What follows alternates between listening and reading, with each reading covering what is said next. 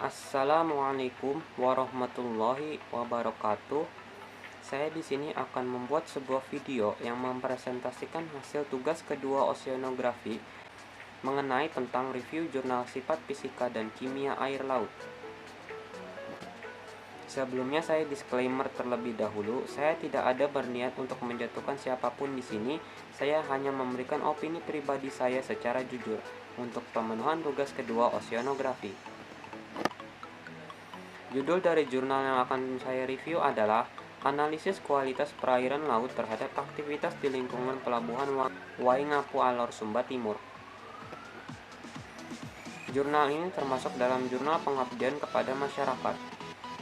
Volume dan halamannya adalah volume 23 nomor 1 Januari sampai Maret 2017. Tahun jurnal ini dirilis adalah tahun 2017. Penulisnya ada 3, yakni yang pertama adalah 1 Rikson Siburian, yang kedua Lisnawati Simatupang, dan yang ketiga adalah Min Syahril Bukit. Sebelum saya masuk lebih lanjut, saya ingin memperkenalkan diri terlebih dahulu. Nama saya adalah Juanda dengan NIM 2010416210019, Universitas Lambung Mangkurat, Fakultas Ilmu Sosial dan Ilmu Politik, Prodi Geografi, dan tahun saya mereview jurnal ini adalah tahun 2021. Kita masuk ke dalam latar belakang. Pelabuhan merupakan tempat atau fasilitas jasa untuk melayani kapal yang datang dan pergi di area dermaga, termasuk fasilitas penanganan limbah. Pelabuhan menurut Pasal 1 PP Nomor 61 Tahun 2009 tentang kepelabuhan adalah tempat yang terdiri dari daratan dan perairan di sekitarnya dengan batas-batas tertentu sebagai tempat kegiatan pemerintahan dan kegiatan ekonomi yang dipergunakan sebagai tempat kapal bersandar, berlabuh, naik turun penumpang, dan atau bongkar muat barang yang dilengkapi dengan fasilitas keselamatan pelayaran dan kegiatan penunjang pelabuhan serta sebagai tempat perpindahan intra dan antar moda transportasi. Pelabuhan sebagai prasarana angkutan laut memiliki peran strategis menghubungkan pulau dalam kegiatan perdagangan dan angkutan umum lainnya. Saat ini, pelabuhan itu sudah membuktikan diri sebagai gerbang masuk barang-barang kebutuhan pokok yang dikirim dengan peti kemas. Tujuan penelitiannya adalah, melalui kegiatan ini dapat memberi masukan bagi Pelindo sebagai administrator pelabuhan tentang kondisi terkini lingkungan perairan di wilayah administrasi mereka untuk membenahi kegiatan pelabuhan sehingga mengurangi atau lebih meminimalisasi dampak limbah yang dihasilkan terhadap lingkungan perairan. Kita masuk ke dalam permasalahan. Kegiatan yang menjadi sumber dampak terhadap kualitas air laut di kawasan Pelabuhan Kalabahi dapat berasal dari: yang pertama ada kegiatan perkapalan, pengoperasian kapal, dan kecelakaan kapal. Limbah dari kegiatan pelabuhan bisa berasal dari limbah kapal, bongkar muat barang, dan aktivitas pelabuhan lainnya seperti kegiatan kuliner. Yang ketiga dari saluran drainase yang bermuara ke laut serta dari aliran air hujan. Yang keempat ada bocoran dan tumpahan, pembongkaran muatan yang masih bercampur minyak dan oli dari sisa balas dan air sisa pencucian. Yang kelima ada limbah pemukiman yang masuk secara langsung di pinggiran pantai atau pinggiran pelabuhan.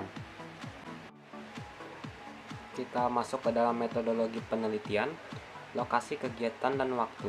Kegiatan lokasi di Pelabuhan Umum Kalabahi Alor di lahan milik PT Pelabuhan Indonesia 3 Cabang Kupang dengan luas daerah lingkungan kerja terdiri dari daerah daratan pelabuhan sebesar 71.131 meter persegi dan daerah lingkungan kerja perairan sebesar 1.880 hektar, sedangkan luas daerah lingkungan kepentingan adalah 1.813 hektar. Dengan ukuran dermaga 4 x 5 meter untuk dermaga 1 dan 115 x 10 meter untuk dermaga 2, wilayah monitoring termasuk dalam wilayah Kelurahan Teluk Mutiara, Kecamatan Teluk Mutiara, Kabupaten Alor, Provinsi Nusa Tenggara Timur. Pelaksanaan kegiatan dilakukan pada tanggal 24 Maret 2015 sampai dengan 20 April 2015. Proses kegiatan merujuk pada dokumen evaluasi lingkungan hidup PT Pelabuhan Indonesia 3 Cabang Tenau Kupang tanggal 12 September 2011, terdapat beberapa kegiatan yang telah diperkirakan menimbulkan dampak negatif, antara lain adalah kualitas air laut. Kualitas air laut meliputi: 1. Padatan tersuspensi, yang kedua terlarut minyak, dan lain-lain. Sampel air laut diambil dari 3 lokasi, yakni A1 depan dermaga Pelni, A2 depan daerah reklamasi, A3 depan pelabuhan perikanan. Kita masuk ke dalam hasil penelitian. yang merupakan bagian dari sifat fisika air laut. Yang pertama ada kebauan. Hasil pengamatan dan analisis pada 3 lokasi pengambilan sampel air laut Pelabuhan Umum Kalabahi menunjukkan baik warna, kebauan, dan rasa air secara organoleptis memberikan gambaran yang baik. Masing-masing terlihat jernih, tidak berbau, dan tidak berasa.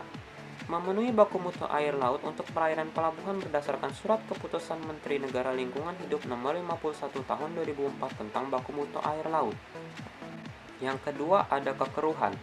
Hasil analisa kekeruhan pada air laut pada A1 terukur 4,06 NTU dan pada A2 terukur 4,27 NTU dan pada A3 terukur 4,81 NTU dan masih di bawah baku mutu yang ditetapkan yaitu 5 NTU.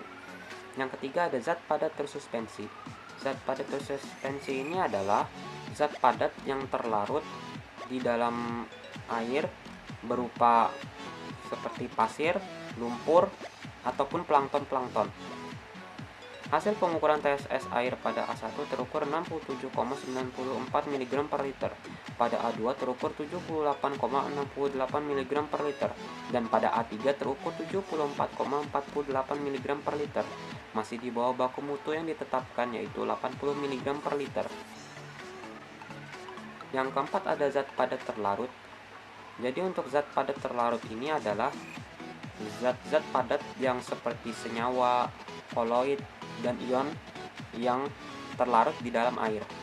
Hasil pengukuran TDS pada air laut A1 terukur 13.530 mg per liter, pada A2 terukur 18.572 mg per liter, pada A3 terukur 18.091 mg per liter.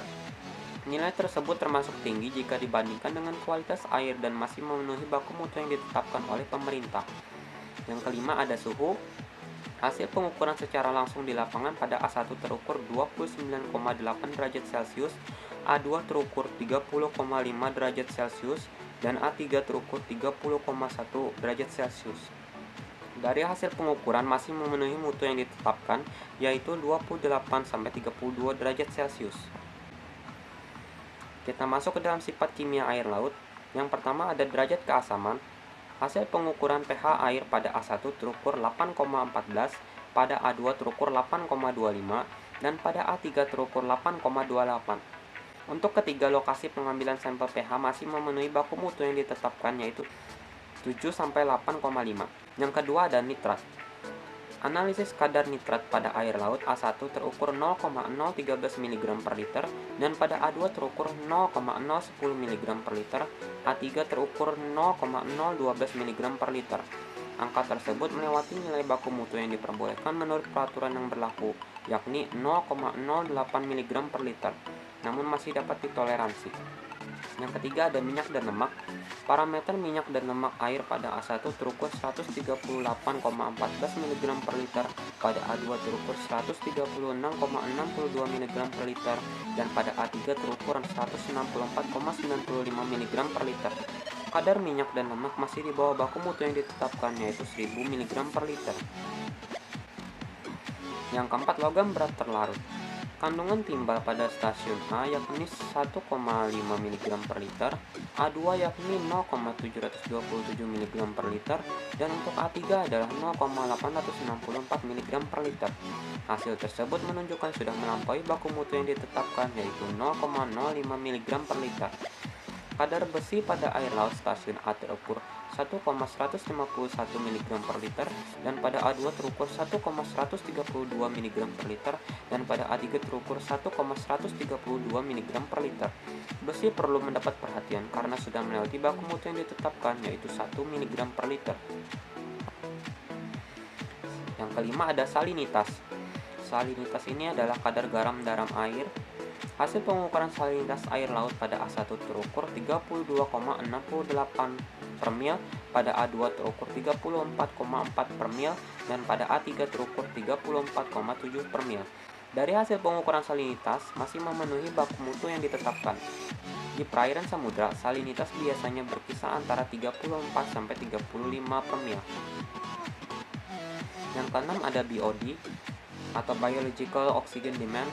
BOD terendah terdapat pada A3, terukur antara 1,46 mg per liter dan tertinggi pada A2 yakni 2,5 mg per liter, sedangkan pada A1 terukur 2,29 mg per liter.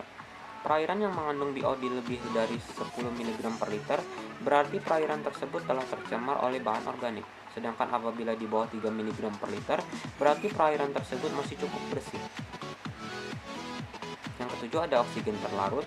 Oksigen terlarut di A1 terukur 13,14 mg per liter, di A2 terukur 9,83 mg per liter, dan di A3 terukur 9,48 mg per liter. Masih sesuai baku mutu menurut Keputusan Menteri Negara Lingkungan Hidup Nomor 51 Tahun 2004 tentang baku mutu air laut, yaitu lebih dari 5, lebih dari 6. Yang kedelapan adalah kesadahan. Jadi kesadahan ini adalah kandungan mineral dalam air.